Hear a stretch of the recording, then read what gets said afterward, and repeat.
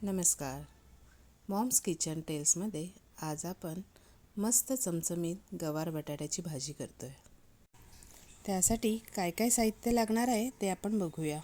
गवार 1/2 किलो, उकडलेले 3 बटाटे, लसणाच्या 7-8 पाकळ्या, किचन किंग मसाला, गरम मसाला, लाल तिखट, हळद, धनेपूड पावडर, मीठ, भाजलेल्या शेंगदाण्याचा कूट, हिंग, मोहरी. गॅस ऑन करून त्यावर आपण एक पातेलं ठेवावे. त्यात थोडे पाणी घेऊन त्यावर एखादी चाळण ठेवावी. चाळणीमध्ये गवाराच्या शेंगा घेऊन 7 ते 8 मिनटं त्यांना वाफ द्यावी व वरतून एक झाकण ठेवावे. मिक्सरच्या भांड्यात लसणाच्या पाकळ्या घ्याव्या. त्यात लाल तिखट, किचन किंग मसाला, गरम मसाला, हळद, धनेपूड पावडर व थोडेसे पाणी घालून मिक्सरला ह्याची एक पेस्ट करून घ्यावी. लसूण आणि मसाल्याची पेस्ट तयार झाली आहे. गवारीला दणदणीत वाफ बसली आहे. 80 ते 90% गवार चांगली शिजली आहे. आता आपण गॅस बंद करून घ्यावे. आता आपण फोडणी करून घ्यायची आहे. त्यासाठी आपण कढईत थोडे तेल घ्यावे.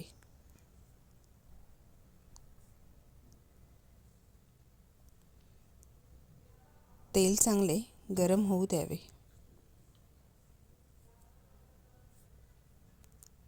तेल गरम झाले की त्यात थोडी मोहरी घालावी,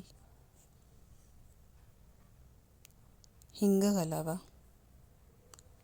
मोहरी चांगली तडतडली की त्यात आपण थोडेसे जिरे घालावे.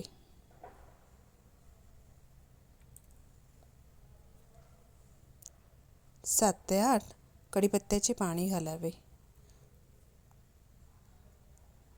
व थोडीशी कोथिंबीर घालावी. ह्यात आपण मसाल्यांची आणि लसणाची जी पेस्ट तयार करून गेली होती ती आपण यात आता घालावी. हे मसाले पाण्यात घालून शिजवले की त्याला एक वेगळाच फ्लेवर या भाजीला येणार आहे. तेल सुटेपर्यंत हे मसाले चांगले भाजून घ्यावे. बघा आता मसाल्यांनी किती छान तेल सोडले आहे.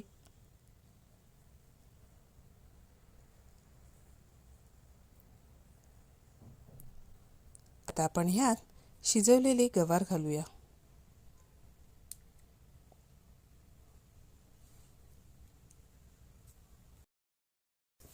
गवार ह्या मसाल्यांमध्ये चांगले मिक्स करून घ्यावी.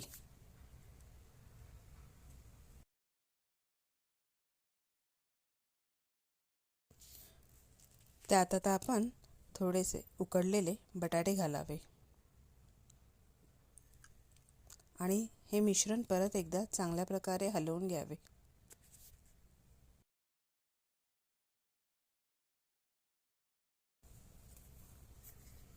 ह्यामध्ये आपण भाजलेल्या शेंगदाण्याचा कूट आणि चवीप्रमाणे आपल्याला हवे तसे मीठ घालावे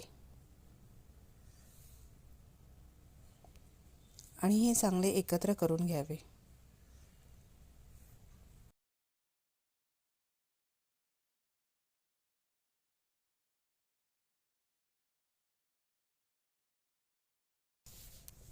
कढईवर आपण थोडं 2 मिनिटासाठी झाकण ठेवून एक वाफ आणावी.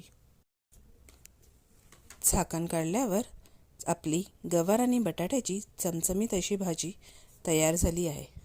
आता आपण गॅस बंद करून घ्यावे आणि वरून कोथिंबीर घालावी. तयार आहे आपली बिना कांदा आणि टमाट्याची गवार आणि बटाट्याची मसालेदार चमचमीत भाजी. आवडले तर नक्की लाईक, शेअर आणि सबस्क्राईब करायला विसरू नका.